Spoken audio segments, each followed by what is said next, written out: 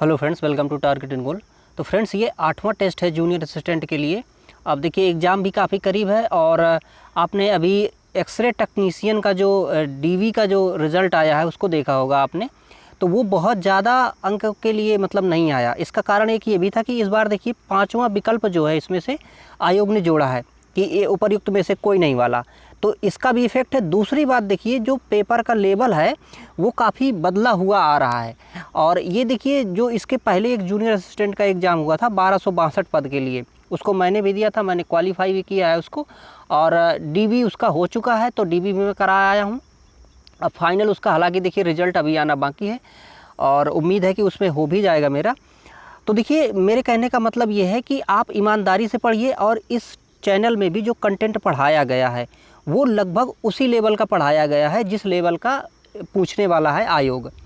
तो इसको भी पढ़ते रहिए और बाकी जो आप पहले से अपना पढ़ रहे हैं उसको भी पढ़िए। और प्रैक्टिस देखिए इस समय ज़रूरी होता है, तो आपके पास कोई बुक हो तो उससे प्रैक्टिस करते रहिए, नहीं तो इसको सुन के भी आप अच्छे से प्रैक्टिस करिए। तो चलिए देखिए, इसमें से जीएस वाला पोर्शन जो है हमने इसमें से लिया है तो पूरा कर लेते हैं। इसके पहले हिंदी वाला जो पोर्शन था उसको हमने पूरा भी कर लिया है 8वां सेट का। इसका मतलब हमने 7 सेट पूरे कर लिए हैं और 8वें टेस्ट में हिंदी वाला पोर्शन पूरा कर लिया है। तो यदि आपने उसको नहीं लगाया है तो उसको भी लगाइए, कंटेंट बहुत अच्छा है ये। तो देखिए, इसमें से पहला प्रश्न है निम्नलिखित में से कौन सा संग्रहालय संगम युग के दौरान तमिलों के जीवन को प्रदर्शित करता है। ऑप्शन है यहाँ पर विवेकानंद संग्रहालय, दूसरा ऑप्शन नेपियर संग्रहालय, तीसरा ऑप्शन है यहाँ पर फोर्ट सेंट जॉर्ज संग्रहालय, चौथा ऑप्शन है यहाँ पर किलाडी संग्रहालय, और फिर है उपरोक्त में से कोई नहीं। तो देखिए, इसमें से एक सही ऑप्शन है अपना किलाडी संग्रहालय, क्योंकि किलाडी संग्रहालय जो है ये देखिए तमिलनाडु में बना हुआ है और इस संग्रहालय में जो उस समय का मतलब तमिल इतिहास है उसको इसमें से संरक्षित करके रखा गया है।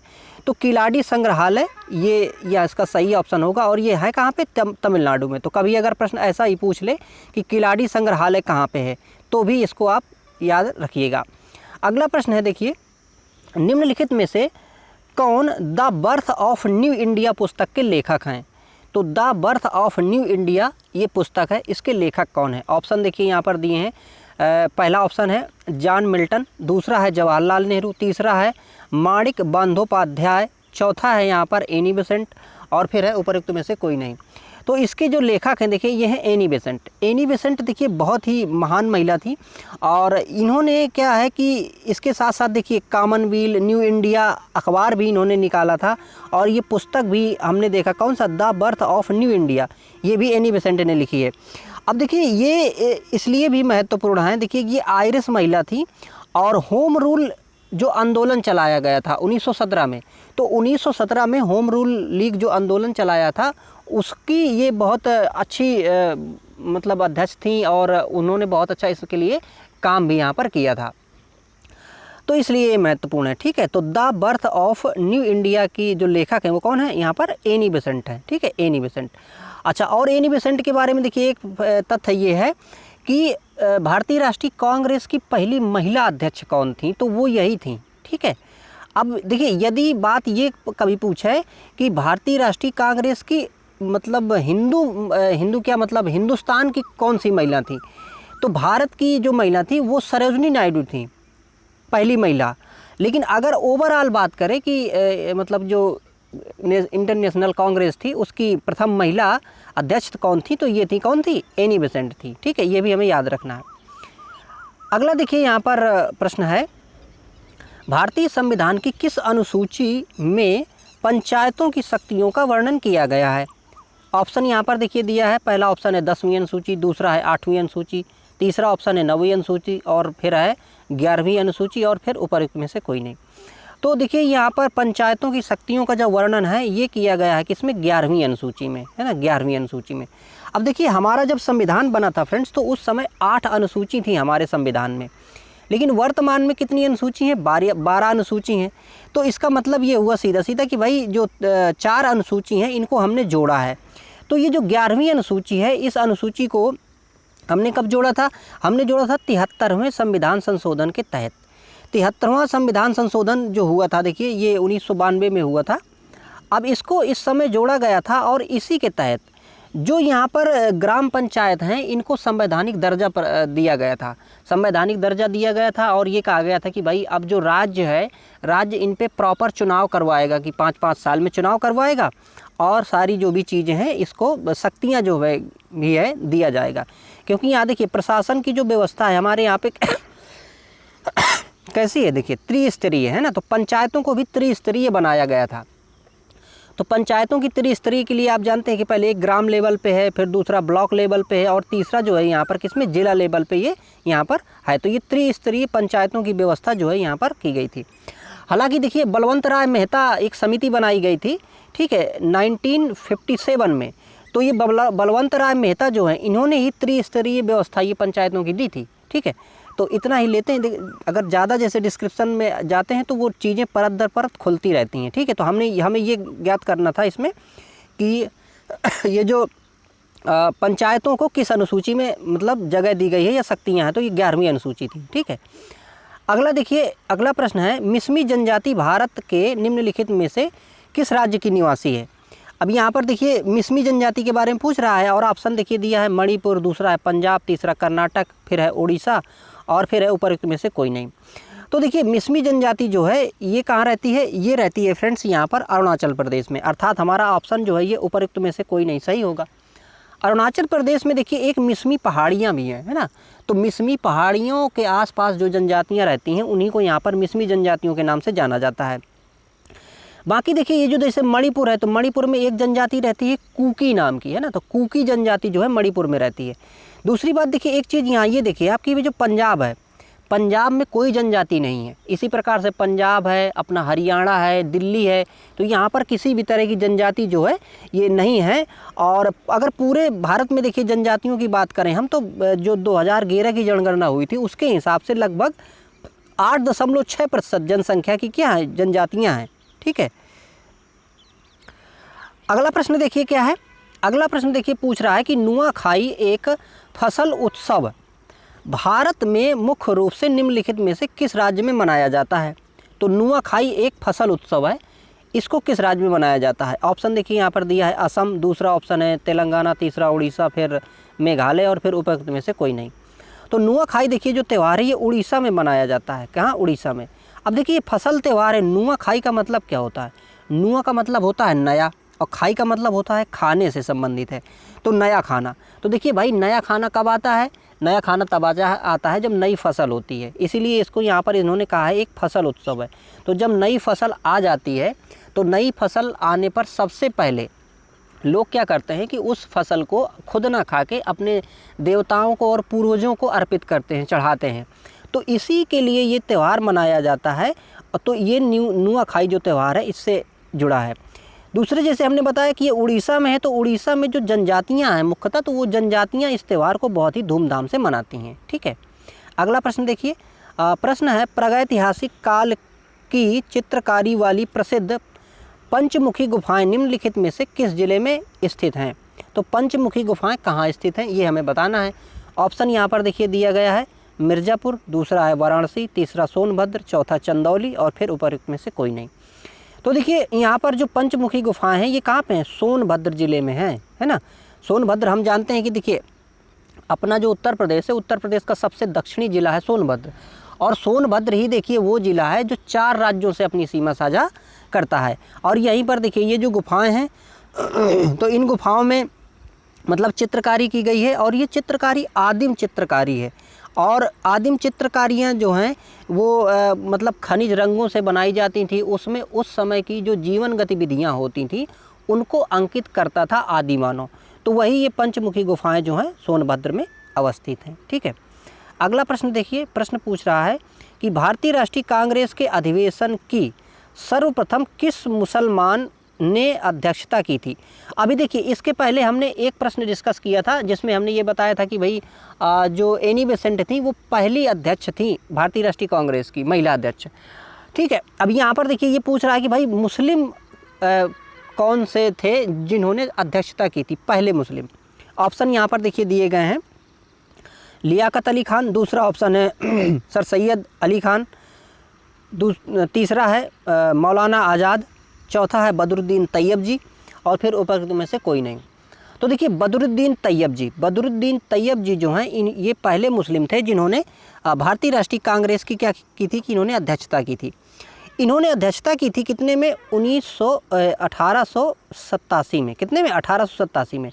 तो देखिए 1885 में भाई यहाँ पर हमारे इंडियन नेशनल कांग्रेस की क्या की गई थी, स्थापना की गई थी।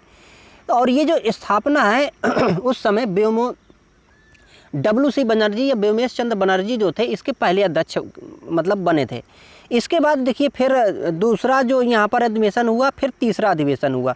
तो ये 87 का जो है ये तीसरा अधिवेशन था। और ये तीसरा अधिवेशन हुआ कहाँ था, देखिए मद्रास में अधिवेशन हुआ। और पहले मुस्लिम जिनका नाम था बदरुद्दीन तैयब जी, इन्होंने क्या किया था कि इसकी यहाँ पर अध्यक्षता की थी। वहीं पर देखिए एक सवाल ये पूछता है आयोग कि पहले अंग्रेज अध्यक्ष कौन थे। तो पहले अंग्रेज अध्यक्ष जो थे उनका नाम था यूले। क्या नाम था, यूले। ये अंग्रेज थे और इन्होंने 1888 में इंडियन नेशनल कांग्रेस की क्या की थी, अध्यक्षता की थी। और ये वाला देखिए जो अधिवेशन हुआ था ना, ये कहाँ पे हुआ था, ये हुआ था अपना जो आज प्रयागराज है यानी इलाहाबाद में। तो इलाहाबाद का अधिवेशन हुआ था 1888 में, जिसमें पहला अंग्रेज जो था जिनका नाम था यूले, है ना, तो इसने क्या किया था कि अध्यक्षता की थी। तो हमें ये भी याद रखना है, ठीक है। हाँ, अगला देखिए प्रश्न है, निम्नलिखित में से स्वतंत्र समाचार पत्र पत्रिकाओं के संस्थापक कौन है। तो देखिए ये एक स्वतंत्र नाम का एक समाचार पत्र या पत्रिका निकाली जाती थी। तो पूछ रहा है कि भाई उसके संपादक कौन थे। ऑप्शन है देखिए यहाँ पर एनी बेसेंट, दूसरा है अरविंद घोष, तीसरा ऑप्शन है जवाहरलाल नेहरू, चौथा ऑप्शन है मोतीलाल नेहरू, और फिर उपरोक्त में से कोई नहीं। तो देखिए स्वतंत्र नामक ये जो समाचार पत्र या पत्रिका थी, मोतीलाल नेहरू द्वारा इसको क्या किया जाता था, प्रकाशित किया जाता था, ठीक है। अगला देखिए प्रश्न है, प्रश्न पूछ रहा है कि केंद्रीय सतर्कता आयुक्त अपने पद पर बना रहता है। तो कुल मिला के ये पूछ रहा है कि केंद्रीय सतर्कता आयुक्त जो होता है उसका कार्यकाल पूछ रहा है। ऑप्शन देखिए पहला दिया है 5 वर्ष या 62 वर्ष की आयु, दूसरा 5 वर्ष या 65 वर्ष की आयु, तीसरा 4 वर्ष या 62 वर्ष की आयु, चौथा ऑप्शन है 4 वर्ष या 65 वर्ष की आयु, और फिर उपरोक्त में से कोई नहीं। तो इसका सही ऑप्शन है देखिए ये 4 वर्ष या 65 वर्ष की आयु। तो 4 वर्ष या फिर 65 वर्ष इसकी आयु तक, मतलब मैक्सिमम 65 साल और कार्यकाल उसका 4 साल, इतने तक जो केंद्रीय सतर्कता आयुक्त है ये रह सकता है, ठीक है। अगला देखिए प्रश्न है, अब देखिए यहाँ पर जो प्रश्न है ये प्रश्न थोड़ा सा छिपा हुआ है, और ये मैं प्रश्न आपको देखिए समझा देता हूँ कि प्रश्न क्या है। देखिए इसमें से प्रश्न है कि एक प्रशासनिक सुधार आयोग बनाया गया था। तो इसमें ये पूछा गया है कि भाई 2005 में एक द्वितीय प्रशासनिक आयोग बनाया गया था, तो वो किसकी अध्यक्षता में बनाया था, ये पूछा गया है प्रश्न, ठीक है। मतलब क्या, द्वितीय प्रशासनिक सुधार आयोग जो बना है 2005 में, वो उसकी अध्यक्षता किसने की थी। ऑप्शन देखिए यहाँ पर दिए हैं, लालजी टंडन, दूसरा है सत्यपाल मलिक, तीसरा बीरप्पा मोइली, चौथा है पद्मनाभ आचार्य, और फिर उपरोक्त में से कोई नहीं। तो इसका सही ऑप्शन है यहाँ पर देखिए बीरप्पा मोइली। तो बीरप्पा मोइली की अध्यक्षता में द्वितीय प्रशासनिक आयोग बनाया गया था, कितने में, 2005 में बनाया गया था, ठीक है। अगला देखिए प्रश्न है, निम्नलिखित में से कौन सी नदी विषुवत रेखा को 2 बार पार करती है। ऑप्शन देखिए यहाँ पर दिए गए हैं, अमेजन, दूसरा है नील, तीसरा कांगो, चौथा नाइजर, और पांचवा उपरोक्त में से कोई नहीं। तो भाई देखिए ये जो विषुवत रेखा को पार करने वाली नदी है इसका नाम क्या है, कांगो। कांगो नदी जो है ये विषुवत रेखा को 2 बार पार करती है। अच्छा, क्या कुछ और भी नदियां हैं जो, भाई इसको तो हमने देख लिया कि विषुवत रेखा, जैसे देखिए ये अपना ग्लोब है, अब इस ग्लोब में ये विषुवत रेखा 0 डिग्री, इसको हमने देख लिया कि कांगो नदी पार करती है। एक इसके ऊपर 23.5 डिग्री पे जाती है कर्क रेखा। कर्क रेखा को कौन सी नदी पार करती है। तो देखिए भारत में अपने एक नदी है माही नदी, है ना, आपने नाम सुना होगा, जो कि यहाँ देखेंगे राजस्थान और गुजरात का जो क्षेत्र है यहाँ पर है ये नदी। तो माही नदी जो है देखिए, तो माही नदी क्या करती है कि कर्क रेखा को 2 बार काटती है, ठीक है, ये कर्क को काटती है। अब यहाँ पर देखिए अगर हम बात करें मकर रेखा को कौन काटती है भाई, तो मकर रेखा को देखिए दक्षिण अफ्रीका जो महाद्वीप है उसमें एक नदी है जिसका नाम है यहाँ पर लिम्पोपो, ठीक है। तो वो नदी जो है इसको क्या करती है कि ये 2 बार काटती है यहाँ पर मकर रेखा को, ठीक है। तो हमें याद रखना है कि ये किस तरह से, मतलब भूमध्य रेखा, कर्क रेखा और मकर रेखा को नदियाँ काटती हैं। अगला देखिए, अगला प्रश्न है यहाँ पर, मेघालय पठार की सबसे ऊंची चोटी कौन सी है? ऑप्शन यहाँ पर देखिए दिए गए हैं, खासी जयंतिया पहाड़ियाँ, दूसरा है गारो पहाड़ियाँ, फिर है मिकिर पहाड़ियाँ, फिर शिलांग चोटी और फिर ऊपर्युक्त में से कोई नहीं। तो देखिए मेघालय में ये शिलांग चोटी है और ये क्या है कि वहाँ की सर्वोच्च चोटी है, ठीक है, शिलांग चोटी मेघालय की। मेघालय काफ़ी खूबसूरत है देखिए, और यहाँ पर एक चीज़ पाई जाती है कि जड़ों से पुल बने होते हैं। यहाँ पे जो वनस्पतियाँ होती हैं वो उनकी जो जड़ हैं वो एक दूसरे से जुड़ के और पुल बना लेती हैं। तो अगर प्रश्न कभी ये पूछता है कि भाई मतलब लाइव यानी कि जीवित पुल कहाँ पाए जाते हैं, ऐसा प्रश्न अगर पूछता है, या फिर जड़ों से बने हुए पुल कहाँ पाए जाते हैं, तो वो यही क्षेत्र है, ठीक है। अगला प्रश्न देखिए, प्रश्न है, एक प्रकार की खेती है जिसमें किसान अपने संसाधनों को एक जगह एकत्र करते हैं और अपने संसाधनों के अनुपात में कृषि उत्पादों का वितरित करते हैं। तो ये कौन से प्रकार की खेती होती है ऐसी? ऑप्शन देखिए यहाँ पर, स्थानांतरित खेती, दूसरा है व्यावसायिक खेती, तीसरा है वृक्षारोपण खेती, चौथा दिया है सहकारी खेती और फिर उपरोक्त में से कोई नहीं। तो देखिए एक खेती होती है सहकारी खेती। सहकारी खेती में क्या होती है, जैसे मान लीजिए कि 4 किसान हैं, एक बड़ा क्षेत्र है, इन किसानों के पास में जो जो अपना संसाधन होंगे वो सारे क्या करेंगे, इकट्ठा कर लेंगे और फिर इसमें खेती करेंगे। अब जिसने जितने साधन लगाए हैं उसी हिसाब से उपज को क्या कर लेंगे, ये लोग आपस में बांट लेंगे। तो इसे कहते हैं सहकारी खेती, ठीक है। सहकारी खेती देखिए सबसे पहले अगर हम बात करें तो आदिवासियों में ज़्यादा प्रचलित थी, और एक इसका लिए नाम प्रचलित था जिसको कहते थे खूंट कट्टी।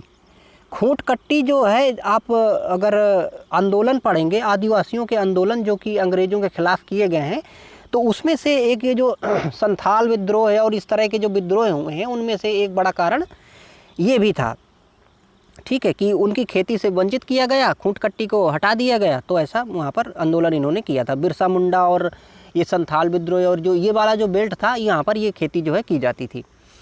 अगला प्रश्न देखिए, निम्नलिखित में से कौन जनसंख्या वितरण को प्रभावित करने वाला आर्थिक कारक नहीं है? ये रिपीटेड क्वेश्चन है, शायद हमारे इसी मतलब पिछले सेशनों में कहीं रिपीट हुआ है ये। तो देखिए इसमें से ऑप्शन दिए हैं, शहरीकरण, खनिज, औद्योगिकरण और पानी की उपलब्धता, उपरोक्त में से कोई नहीं। तो इसमें से देखिए यहाँ पर जो ये पानी की उपलब्धता वाला ऑप्शन है ये सही है यहाँ पर। तो ये औद्योगिक जो यहाँ पर मतलब कि आर्थिक कारक यहाँ पर नहीं है ये, ठीक है। बाकी खनिज है, शहरीकरण, औद्योगिकरण, ये सब यहाँ पर आर्थिक कारण है, ठीक है। तो ये ऑप्शन डी सही है। अगला देखिए, निम्नलिखित में से कौन मानव शरीर की सबसे छोटी हड्डी है? ऑप्शन देखिए फीमर, मैलियस, अगला है ऑप्शन स्टेपीज़, फिर है इनकस, फिर ऊपर में से कोई नहीं। तो भाई सबसे छोटी हड्डी जो है इसका स्टेपी नाम है और ये कान में पाई जाती है, मनुष्य के कान में। वहीं अगर सबसे बड़ी हड्डी की बात करता तो सबसे बड़ी हड्डी जो है जंघास्थिका या फिर फीमर कहते हैं उसको, और वो जांग में पाई जाती है, वो मनुष्य की सबसे बड़ी हड्डी होती है, ठीक है। और भाई 206 हड्डियाँ मनुष्य में होती हैं, ठीक है। ये देखिए बड़े मनुष्य की बात है। बाकी अगर छोटे बच्चों की बात करें तो छोटे बच्चों में हड्डियों की संख्या ज़्यादा होती है, ठीक है, कम नहीं होती, ज़्यादा होती है। फिर बाद में वो हड्डियाँ आपस में जुड़ जाती हैं और जुड़ के जो है 206 हड्डियाँ जो हैं वयस्क मनुष्य में ये 206 हड्डियाँ होती हैं। अगला देखिए प्रश्न है, इलेक्ट्रॉन त्यागने की प्रवृत्ति क्या कहलाती है? तो अगर कोई पदार्थ इलेक्ट्रॉन त्याग रहा है इसका मतलब वो क्या हो रहा है? ऑप्शन देखिए ऑक्सीकरण, दूसरा है अवकरण, तीसरा उदासीनीकरण, चौथा अभिप्रेरण, फिर है उपरोक्त में से कोई नहीं। तो अगर कोई इलेक्ट्रॉन त्याग रहा है तो इसको क्या कहेंगे? ऑक्सीकरण कहेंगे, ठीक है, ऑक्सीकरण की प्रक्रिया हो रही है। अगला देखिए, कांच का कौन सा प्रकार ऊष्मा प्रतिरोधी है? कांच का कौन सा प्रकार कैसा है? ऊष्मा प्रतिरोधी है। तो ऑप्शन देखिए यहाँ पर हमारे दिए गए हैं, बोतल कांच, दूसरा है चकमक कांच, तीसरा यहाँ पर दुर्नम्य कांच, फिर है पायरेक्स कांच और फिर उपरोक्त में से कोई नहीं। तो देखिए यहाँ पर प्रकाश ऊष्मा प्रतिरोधी कौन सा कांच है? ये है यहाँ पर पायरेक्स कांच, ठीक, ऑप्शन डी यहाँ पर सही है। अगला देखिए प्रश्न है, 8 से 10 जनवरी 2025 में 18वें प्रवासी भारतीय दिवस सम्मेलन का आयोजन कहाँ किया गया है? तो देखिए करंट का प्रश्न है ये और महत्वपूर्ण भी है। ऑप्शन यहाँ पर देखिए दिए गए हैं, गुरुग्राम, भोपाल, हरियाणा, आगरा, उपरोक्त में से कोई नहीं।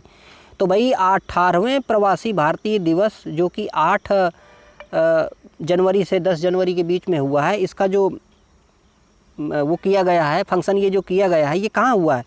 ये हुआ है फ्रेंड्स उड़ीसा में, है ना। अर्थात इसका जो ऑप्शन है वो यहाँ पर उपरोक्त में से कोई नहीं सही होगा। तो उड़ीसा में ये मनाया गया है और उड़ीसा के भुवनेश्वर में ये मनाया गया है।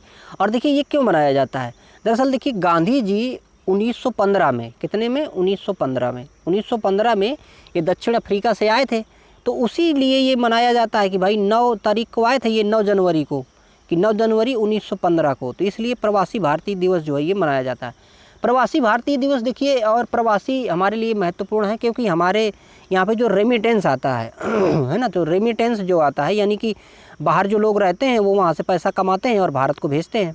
तो भारत सबसे ज़्यादा पैसा प्राप्त करता है रेमिटेंस के रूप में, इसलिए यहाँ पर महत्वपूर्ण है। अब देखिए ये जो प्रश्न है ये 64 का यहाँ पर, मतलब ये प्रश्न भी थोड़ा सा ब्लर है, मतलब कि छिपा हुआ है। इस प्रश्न को मैं आपको समझाता हूँ। एक पुस्तक है, देखिए उस पुस्तक का नाम था माँ मदर, ठीक है। और ये माँ मदर पुस्तक जो है इसको केरल के राज्यपाल द्वारा क्या किया गया था, विमोचित किया गया था, माँ मदर पुस्तक।